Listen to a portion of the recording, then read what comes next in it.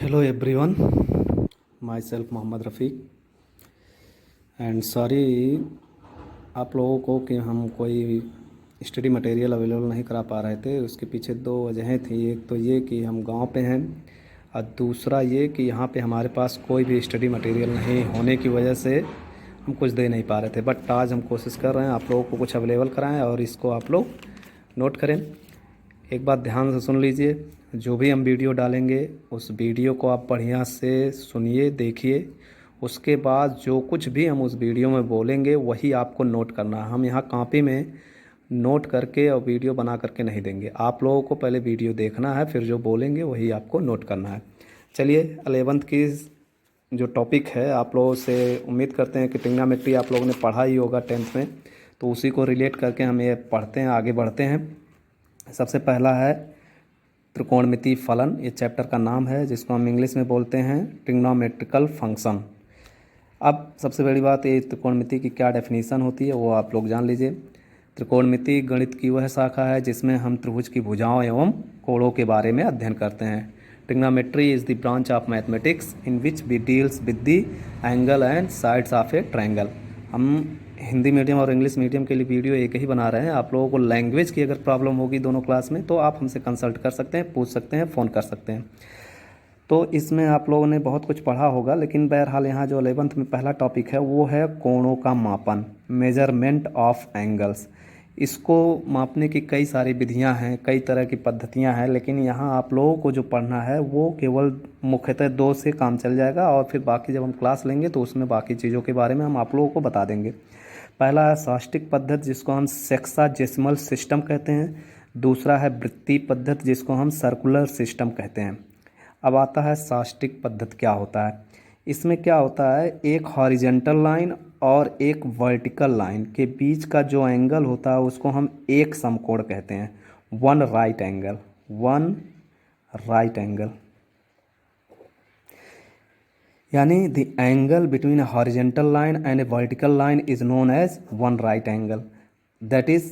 और फिर इसके बाद अगर एक राइट एंगल, एक समकोण को हम 90 इक्वल पार्ट में डिवाइड कर दें, ऐसे 90 इक्वल पार्ट में हम डिवाइड कर दें, मान लीजिए 90 इक्वल पार्ट में डिवाइड हो गया, तो एक पार्ट जो होगा वो 1 डिग्री कहलाएगा। यानी एक पार्ट 1 डिग्री कहलाएगा तो 90 पार्ट आपका 90 डिग्री कहलाएगा, और 90 पार्ट मिल करके एक समकोण होगा। तो हम ये कह सकते हैं one right angle equal to 90 degree. और यहाँ से हम फिर उसके बाद अब आपका 1 डिग्री जो है उसको 60 इक्वल पार्ट में हम डिवाइड कर दें, 60 इक्वल पार्ट में डिवाइड कर दें, तो जो इसमें एक पार्ट होगा उसे हम 1 डिग्री 1 मिनट कहेंगे, उसको हम 1 मिनट कहेंगे। यानी 60 मिनट इक्वल टू 1 डिग्री हो जाएगा।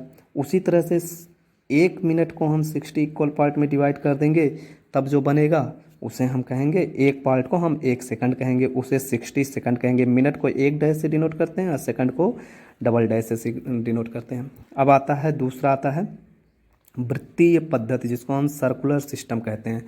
इस माप की इकाई जो होती है, इसमें तो आपने डिग्री, मिनट, सेकंड यूनिट थी एंगल की, इसमें जो होती है वो रेडियन होती है, रेडियन। अब रेडियन की डेफिनेशन क्या है पहले ये समझ लीजिए।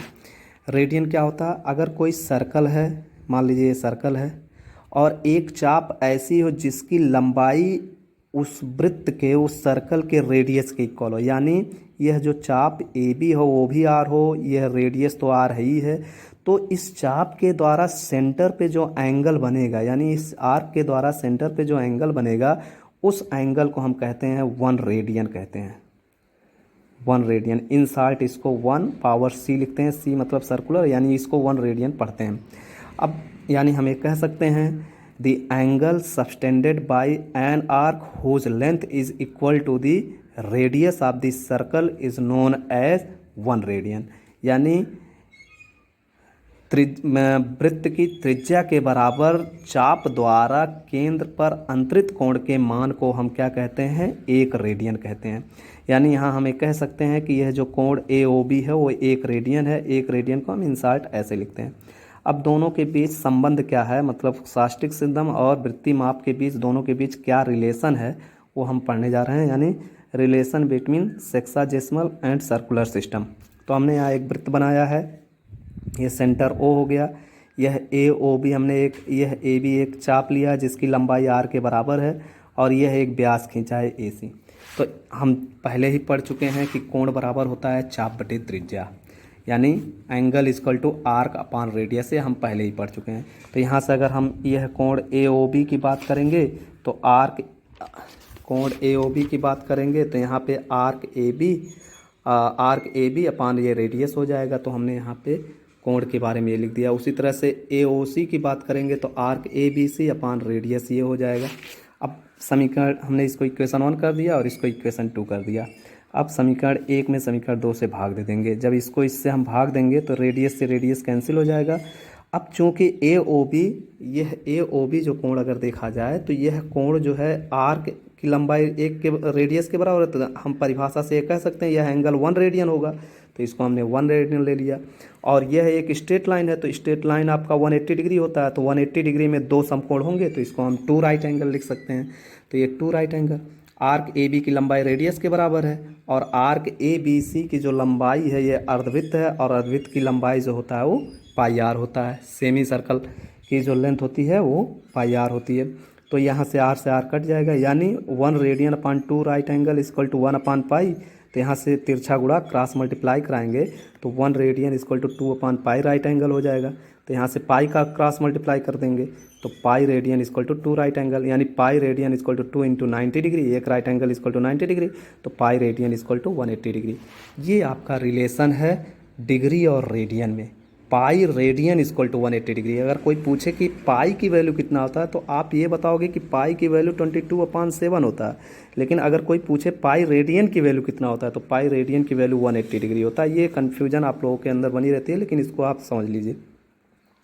यहाँ से आप देखिए 1 रेडियन को 1 डिग्री में कैसे कन्वर्ट करेंगे और 1 डिग्री को 1 रेडियन में कैसे कन्वर्ट करेंगे, हमने यहाँ फार्मूले के थ्रू बता दिया है। देखिए pi radian equal to 180 degree है तो 1 radian equal to 180 upon pi degree हो जाएगा। उसी तरह से 180 degree equal to pi radian है तो यहाँ से 1 degree equal to pi upon 180 radian. अब यहाँ पे कुछ सवाल हमने दिया है, निम्नलिखित कोणों को रेडियन में बदलिए, convert the following angle into radiance. अब 90 डिग्री 45 डिग्री हमने कई चीज़ लिए, लेकिन हमने एक करके बताया, बाकी आप लोग जब नोट करिएगा तो उसमें बाकी को भी कन्वर्ट कर लिया। जैसे 1 डिग्री को हमको 90 डिग्री को बदलना है तो अभी को हमने नोट में बताया है कि 1 degree equal to pi upon 180 radian होता है, इसलिए 90 degree equal to 90 into pi upon 180 हो जाएगा। ये कैंसिल करेंगे तो पाई बाई 2 रेडियन हो जाएगा। तो इसी तरह से 45 60 15 ये सारे को आप बदल लीजिएगा।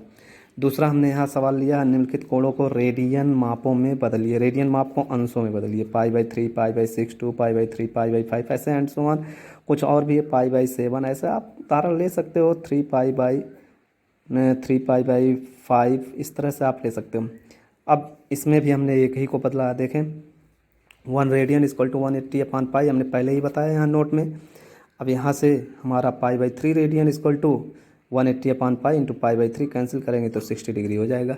अब इस पे और भी सवाल हैं, लेकिन चूंकि आज पहला दिन है इसलिए हम वीडियो बहुत छोटा बना रहे हैं। आप लोग इसको बढ़िया से नोट करिए और लगाइए। जो न समझ में आए आप पूछ सकते हैं, ग्रुप में पूछ सकते हैं, इंडिविजुअल पूछ सकते हैं, फ़ोन करके पूछ सकते हैं, जैसे भी आप पूछना चाहें हमसे पूछ सकते हैं बिना किसी हिचकिचाहट के। लेकिन नोट ज़रूर बनाइए, क्योंकि जब हम क्लास में पढ़ाएंगे तो नोट नहीं बनवाएंगे। यही नोट्स आप लोगों को आगे लेकर के हम आगे क्लास को ज्वाइन कराएंगे, आगे की चीज़ें बताएंगे। सिलेबस नहीं तो छूट जाएगा बहुत कुछ। धन्यवाद। घरों में रहिए, आप सब सुरक्षित रहिए।